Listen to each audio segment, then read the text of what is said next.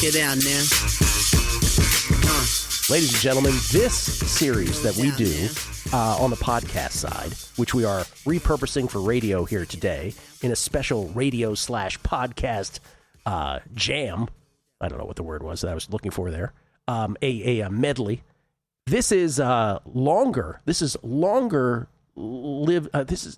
been going on longer than the Megapod has, is what I'm trying to get at. It's our Q1, Q2, and Q3 derivatives MLB series that I have done with this gentleman from the beginning of time. And by the beginning of time, I mean when podcasts first started. Mark Borchard, Basewinner, joins us now to continue the festivities. So if we did this every year for like 15, 16 years, that must mean, and we never do Q4 because that's the end of the year, but that must mean we've done at least, just the quick math, at least 45 of these at this point.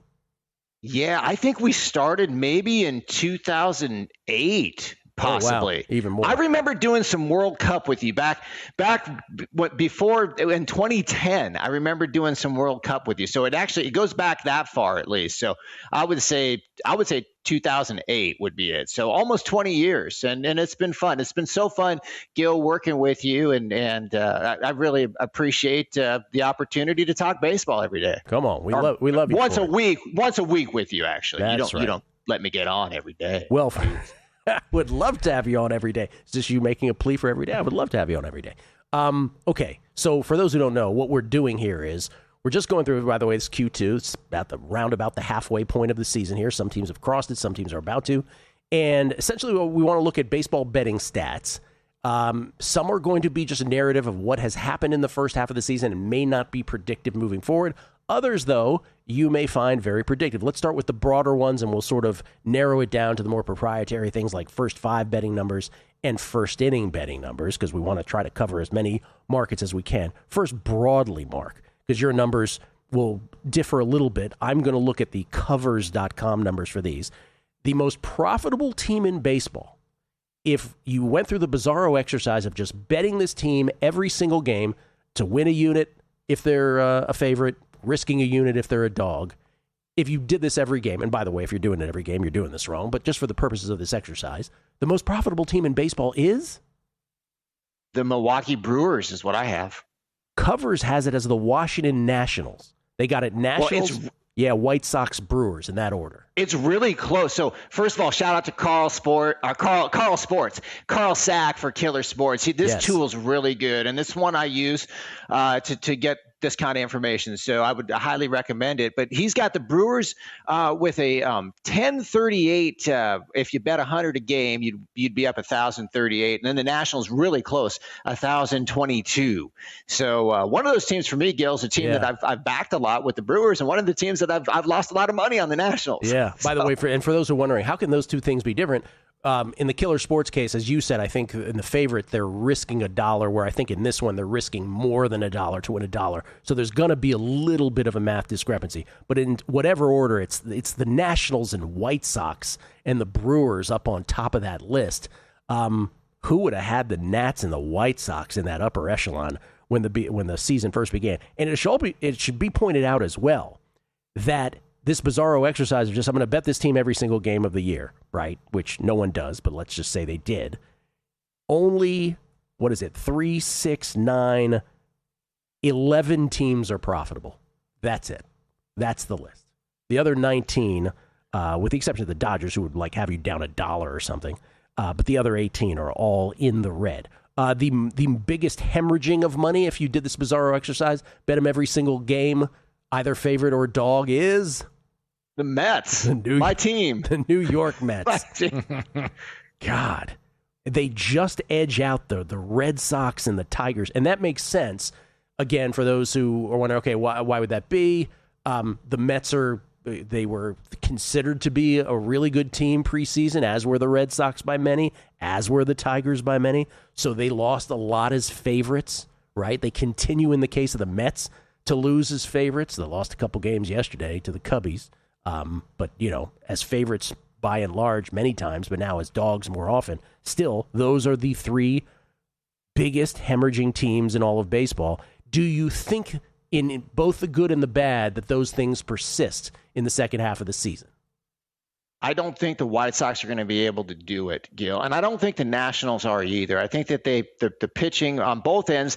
And then I don't have it seems like I'm playing against the White Sox every day because I don't really have their components, any of them very good. So I think that that's going to probably the White Sox will fade according to the numbers that I use. And then I think that the Nationals, great hitting, really good hitting, surprisingly good hitting, but the pitching is just awful, especially the bullpen, Gil. By the way, with the Nationals and the White Sox, the splits are actually pretty amazingly stark. So with the Nationals, if you were just betting them at home every game, you'd be down almost 7 units. On the road, you'd be up 17, which by far is the best road team betting-wise in all of baseball. 24-16, by the way, in your standings on the road. The White Sox are the opposite, right? White Sox would have you up 15.3 units to the positive at home.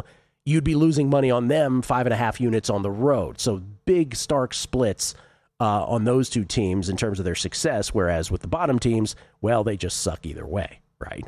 Run line, the de facto power ranking. Mark, how many times have we said that?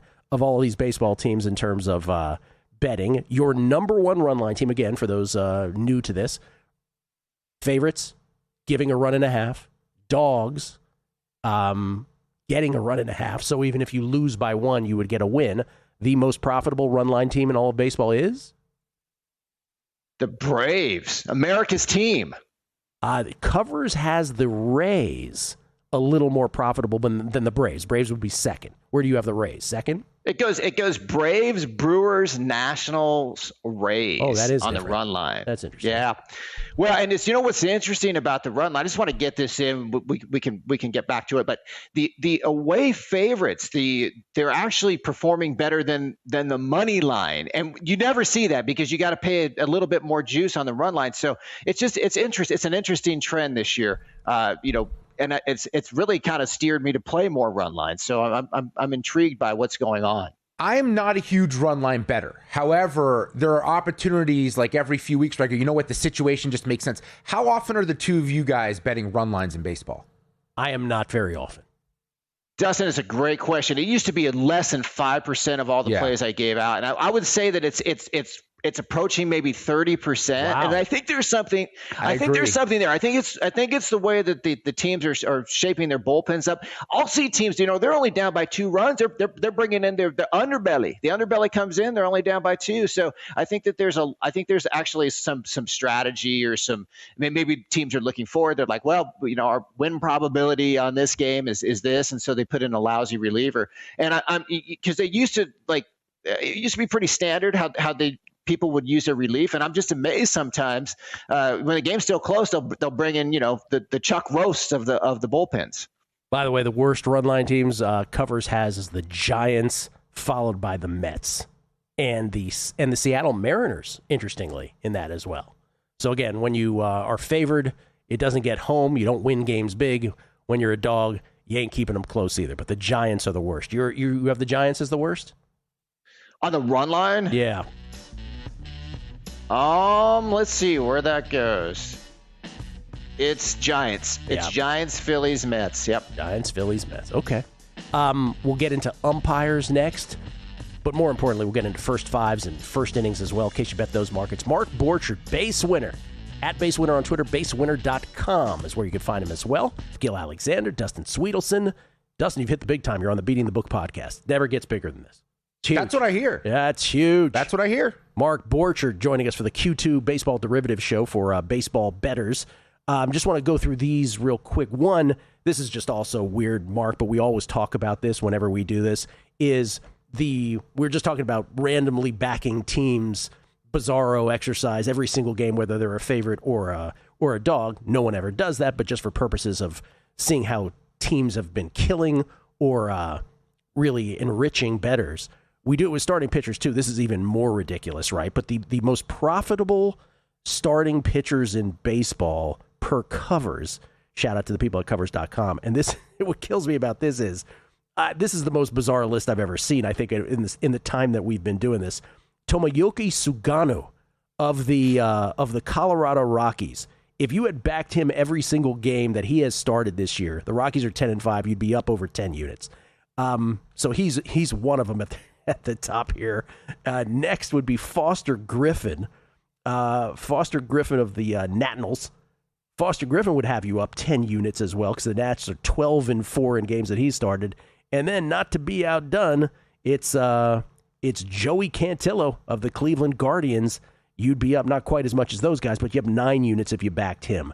By the way, if you go 4 and 5 too, it's Brandon Young of the Orioles. It's Davis Martin of the White Sox. Have we ever seen a more rando 5 than those guys? It's absolutely bizarre, Gill, and I know where you're going next to the worst ones, but that just goes to show you how easy baseball betting is.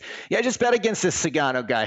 All his advanced numbers are just awful, and so he's the most profitable pitcher in the game. That is so wild, Gill. Yeah. And by the way, there's nothing to that, right? Like there's that is narrative. That's not really predictive, correct? I don't know. I mean, maybe the guy can do a lot with a little. I don't know.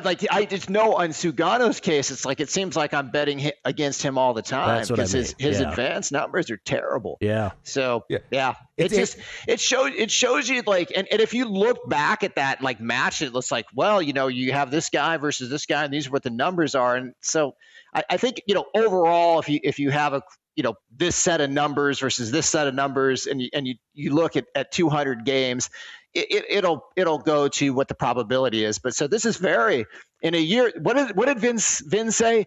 In a year where the improbable has happened, the impossible has happened, and I would put that in that case right there. That was Kirk Gibson in 1988 in the World Series. What a great call! Yeah, that was one of the best calls of all time. So what I'm hearing, guys, it's so easy. Bet on bad teams because they're plus prices, but only bet on them when it's the right situational matchup. Yeah, that's again. We'll have more predictive things coming up, but that one certainly is. As far as the worst, by the way, again, bizarro exercise. You just back these guys when they've been on the hill. Chris Paddock of the Cincinnati Reds. Is this right? The Reds are 0-9 when he's been on the hill this year. Is that correct? Down 9 units, meaning they were a dog every time he was on the hill. Is that right? That's what I got too, Gil. Yeah, that's pretty bad. Yeah, that is pretty bad. Can I interest you in some Simeon Woods Richardson of the Cubs? Does that interest you at all? Of the Blue Jays. Blue Jays are 1-9. When he's been on the hill, he'd have cost you 7.5 units. Jack Flaherty of the Tigers 4-11 when he started. If you bet him Bizarro every time, either as a favorite or dog, all of them, you'd be down 7.5 units. Those are the worst in terms of the blind backing guys. So there you go. Chris Paddock can't get any What do you have for Skeens? Skeens on this one's the worst. Yes. In baseball. Skeens is a top 10. He's the 11th worst. You'd be down 6.2 units according to this. Pirates 6-10. The result of the game, not his record, but the Pirates finished 6-10 straight up in games that Skeens has started. So he's bad. He's just not the worst of the group. So Skeens is killing bettors though this year. That's been one of the big stories, of course, in Major League Baseball. Umpires, what I love about having you on, I say this every time, Mark, is that I will have this year's stats. This is great for totals bettors. Which umpires skew over? Which umpires skew under in terms of their results? But you have historical numbers on this, so we won't even rely on this season's, but you will let us know which of these corroborates with a more robust database of their performance. The most reliable over umpires thus far this season. Andy Fletcher, 5 games out of 5 when he's been calling balls and strikes have gone over. Emil Jimenez, 5 out of 5 to the over. Doug Eddings, our boy, 6 of 7 to the over. Lance Barrett, 6 of 7 to the over. How long? These guys have been umpiring for as long as we've been doing this. Alfonso Marquez, 6 of 7 to the over. Adam Beck, 6 of 7 to the over. Eric Backus, 6 of 7 to the over. And then 5 of 6 to the over. Derek Thomas, Steven Jashinsky, Willie Traynor. Any of those corroborate with your longer length stats on being reliably over umps? Derek Thomas, he was a good linebacker for the Chiefs, wasn't he? Yes, he was. You've got Andy Fletcher and Eric Backus in the top 15, I would say. Yeah, probably 11 and 13 respectively. Talking about all-time stats that you have? I actually made this a little bit more recent because I wanted to kind of capture but it goes back, I think it goes back to mid-season 2024. Okay. And Fletcher and Backus, if all those guys would be the guys who I would look at for overs. Okay. Where do you go now? Because I used to say StatFox was the place you could go to find umpire assignments. Where do you go? And you have a hack for this anyway, if you can just figure out who was being the umpire, who was the home plate umpire on a given first game of a series.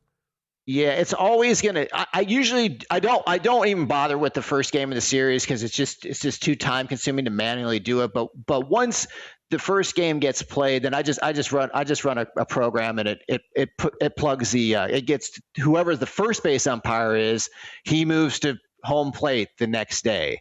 So that's an easy way to do it, and that's one of the things, Gill. I think that I can just automate pretty easily on my site. So that gives me a to-do list to put on my site because I think it's important. I kind of put it on hold, Gill. I said this the other podcast because I thought, well, you know what, the ABS is going to kind of even this out, and it's not going to be as big of a deal. And I think it's still a big deal. I think you still got to do it. So okay. Well, let's do that at Basewinner.com, so everybody can come to Basewinner.com for umpire assignments if you can automate that. So Backus, and who was the other guy? Backus and Fletcher were the over guys. So in other words, if you have an instinct to bet an under on Backus and Fletcher home plate umpired games where they're calling balls and strikes, maybe you should pause before betting that under, because they tend to, over time, These tend to go over. And what does that mean? Does that mean that their strike zone is the size of a thimble? That their strike zone is particularly small? Maybe. The opposite of that, the most reliably under umpires, where perhaps their strike zone, hold on, I did the other way around, right? No, that's correct. Where the strike zone is massive for these reliably under umpires. I'll give you the stats from this year. Brock Ballou, 4 out of 4 to the under. I don't think we ever said that name before. John Libka, 5 out of 5 to the under when he's called balls and strikes. Some more 4 out of 4s, DJ Rayburn, Alan Porter, Marvin Hudson. Oh, wait, is Marvin Hudson more than 4 out of 4? I have two numbers for Hudson. I have 4 out of 4 and 8 out of 8. I'm not sure which one that is, but let's put it this way. Every time he's calling balls and strikes, it goes under. And then 5 out of 6, Jacob Metz, Clint Vondrak, Ron Kulpa, Manny Gonzalez, 5 out of 6 of theirs to the under. Oh, by the way, some 7 out of 9s. Charlie Ramos as well. All those guys. Edwin Moscoso, also 6 out of 8 to the under. Any of those guys track longer time frame to the under? Libka, he's 7% from a pitcher standpoint, run suppression. And if you think about it, if some of these guys, doesn't range 20%, but some of it's 10%. So if you got a total of 9 and the guy's got like an over tendency, well, that's going to be 0.9 runs. And so I think that you got to probably put it in your handicap. But that's the one guy, John Libka, from a year, I would say a year and a half to almost 2 years of data. That's the guy who would stand out. Yeah. So unlike some of the other things we've discussed, this truly is predictive with some of these guys. You can really rely on them to call balls and strikes the same way. And again, maybe it takes you off bets. Maybe it sort of corroborates your leans on stuff with totals. If you happen to be a totals bettor, we'll come back. Last things, and these are the most interesting. First 5 inning betting stats, how those differ with full games. First inning pitchers, how they perform, good and bad. Remember, this was the first 5 exercise that uncovered that whole White Sox thing last year where they were great in the first 5 and sucky for the full game. Gill Alexander, Dustin Sweetelson, hanging out with Mark Borchard for one more segment. Basewinner at Basewinner, Basewinner.com. This is where it gets funky. This is the part I love, which is, again, we all see the baseball standings. We all kind of, most people are betting full games. But there's first 5 betting, which, I don't know. When we first started this, man, this is the thing, Mark, is like everybody takes everything for granted that this existed from the beginning of time. When we did this, like the first 5 years we did this, we were like the only people betting this kind of thing, and it wasn't widely available. And you couldn't find stats on first 5, and now everybody takes it for granted that it's existed since, the dawn of time. So let's talk about first 5s. Now, you don't have access to these. I want to shout out Odds Shark, They're the ones compiling these now. And that's the other thing through the years. Sometimes it's been OddsShark. Sometimes I did it manually. Sometimes there was, some other website that I used to use. But this is courtesy of OddsShark. The number one most profitable first 5 team in all of baseball is, guess. I'm going to guess the Brewers, Gill. The Brewers are 5th. Okay, Brewers are 5th. Close. The same team that was cited as a full game stalwart. The Washington Nationals are the most profitable first 5 team in all of baseball thus far this year. And I mean by far, like doubling up the number 2 team. The Washington Nationals' first 5 this year are 44, 26, and 10. By the way, I think that's 1 game shy, but they're up 20 units. Up 20 units in first 5 betting. Now, is that sustainable, in your opinion? I don't think so. If you look at their offense, you certainly would say, well, yeah, they're 7th in weighted runs created plus first 5 innings, but they're 20th in xFIP first 5 innings. And I think that's about where they are, maybe even a little bit worse. You kind of look at their collection of characters, and with the exception of the guy who's going today, Cavalli, who I like, the rest of those guys are subpar, if you will, Gil. I will. This is the thing about first 5, because obviously it's not the full game, it's condensed, right? And it doesn't always happen this way, but what we're seeing at the top here is 3 teams that are not going to knock your socks off in the standings, but first 5, they've been amazing. So the Nationals by far have been the most profitable. Number 2 is the Guardians, who would have gotten you half of that, 10 plus units the positive. They just took over second place last night from the Angels, who now go to 3rd. So it's Nationals by far, Guardians 2nd, Angels 3, and then it's the Cardinals and Brewers 4 and 5. Then it gets a little more, consistent with standings. But man, those 3 teams at the top, Nats, Guardians, Angels. Who would you? There's a stat, Gil. I'm sorry to jump in, but I have to get this out because the Angels, if you look at weighted runs created plus, they are on the road 2nd in baseball, and at home they are last in baseball. It's the wildest stat I've ever seen, because it goes on the road. It goes Dodgers 125 weighted runs created plus, and then Angels 114, and then the Angels at home are 82 weighted runs created plus. I don't think I've ever seen that. And by the way, we were talking about this for the full game. So there's only 10 teams. Remember, the straddle is bigger on first 5. Only 10 teams are profitable. If we did this bizarro exercise, which is what we're talking about, you bet them every single game, first 5. Remember, there are pushes in first 5s as well. But these, a lot of these teams are going to be dogs. It's only the Nats, by far, again, Angels, Guardians, Cardinals, Brewers, and the only other 5 profitable teams, first 5, Twins, Athletics, Reds, Dodgers, and Rays. So the Dodgers, even while being massively favored first 5, still would have eked you out a little bit of profit. The worst first 5 teams, and by worst I mean that would have hemorrhaged money thus far for you as a bettor, guess the single worst. Maybe Cincinnati. Cincinnati is not. Cincinnati is not even in the top 10 worst, as a matter of fact. The worst. Wow. Okay. Red Sox worst would have cost you 16 units. Orioles. That was my second guess. Okay, was it? Oh, sorry. No. It would have been, but I'm sorry. I blew it for you. Orioles second worst. Phillies third worst, which is that's got to be the most surprising of all. But again, they're probably favored hugely in a lot of those first 5s and maybe didn't come through first 5-wise. We see it here recently, Phillies winning games late. Astros 4th worst, Giants, and Blue Jays 5th and 6th worst. So Mets, by the way, not to be outdone, 7th worst. But it's the startling distance between the Nationals' profitability first 5 and any other team is really the story of first 5 betting this year. Any of that bottom group you think sustainably bad? I think Boston on the other side. I think Boston's, they're gonna get better. Their xFIP is in the top 10, and I don't know. I think that's probably the only one that I would say is an outlier, if you will. Yeah. And let me just say this about the Nats too. I'm acting like they're a terrible baseball team. They're 41-40 at the Bend. Well, at some we keep looking for it to turn to go the other direction. I mean, I'm on their win total under. That is obviously a dead bet, but they're fun. They're young. What do young players do? They actually get better. If all goes right, they actually get better. All right, first innings, last one here. For those who bet first innings, a lot of people like Yerfies and Nerfies. That's what they call them now. Jason Weingarten and I were betting these for years and years and years before we weren't. What we'll do here is we'll do it based on opponents' on-base percentage in the first inning alone. Let's get granular here. Opponents' on-base average in the first inning alone. And I'll do a minimum plate appearances of 50. Let's set it at 50.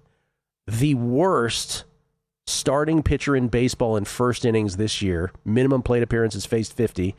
Mark is who? What's your guess? I've got Brian Bayo right there at the minimum, 50. Yes. OBP 520. That's exactly what I have. Brian Bayo, 520, who, by the way, plays for the Red Sox. Sorry, I didn't mean to pick on the Red Sox here at the end. Worst pitcher in baseball in first inning. So just keep that little tidbit in mind, by the way, and I think these will probably track with yours. Second worst, Luis Severino of the Athletics, 459 opposing on base. Tyler Mahle of the Giants, 426. Adrian Hauser of the Giants, 425 against. And Jake Irvin of the Nationals, he would be the fifth worst. Those track with yours? Those are those are if you're looking at the TBF of 50 as being the minimum. That's right. Then that's right. Oh, God. Okay. Now, what's probably even more interesting is the best, because the best usually tracks with big name pitchers. And here it kind of does as well. Who do you have as the single best first inning pitcher in all of baseball? I've got Parker Messick for the Guardians. That's who I got. Parker Messick of the Guardians. The best first inning. We're just talking about that one frame. Parker Messick, the best first inning pitcher in all of baseball, opposing on-base percentage of 172. And then it really is a who's who, right? Because I got Misiorowski at 179, Schlittler at 179, perhaps your presumptive Cy Young winners right there who come out of the gate strong. Trevor Rogers of the Birds, 180. Michael King of the Padres, 182. And then poor Cubs, Edward Cabrera, who is now hurt again. Do you see that where he did the splits at first base, covering the bag yesterday? 192 on base against. He's the sixth best in the first inning, but he's going, to the IL, it looks like. So, the one thing I did want to say, because he just misses the threshold on TBF, Gil. Yep. 45 total batters faced. I want to throw this in for Paul Spohr. Keter Montero, .044 OBP. Oh, wow. And you can say that Keter's not keating around in that first inning, Gil. Mark Borchard, everybody. That's why he gets the big bucks. Comments like that. So if I had to reduce the minimum plate appearances, in other words, from 50, which was my parameter, just sort of arbitrary, to 45, he shows up as the greatest of them all. Yeah, and I thought that guy was, I was like, really? So, you sometimes, you see these outliers and you go, well, okay, well, I didn't know. Yeah, so unlike that ridiculous list of starting pitchers backed have been the most profitable if you had just backed this pitcher every time they took the hill, where it was just like, who are these people for most casual baseballers? This makes complete sense where it's The Miz, Schlittler, right? Those two guys right at the top. I'm trying to see like if I go down where other big names are also. Kyle Harrison is a top 15. Logan Webb's up there too. Chase Burns, all those guys. Mark, always interesting, always appreciate it. Thank you so much. At Basewinner, basewinner.com. Appreciate you doing it on the radio side this time as opposed to the podcast side, but we'll put it on the podcast feed. Thank you, man. Gil, it's always my pleasure. Thanks, man. Appreciate it. Mark Borchard, everybody. By the way, you can scan the QR code there for the Beating the Book podcast.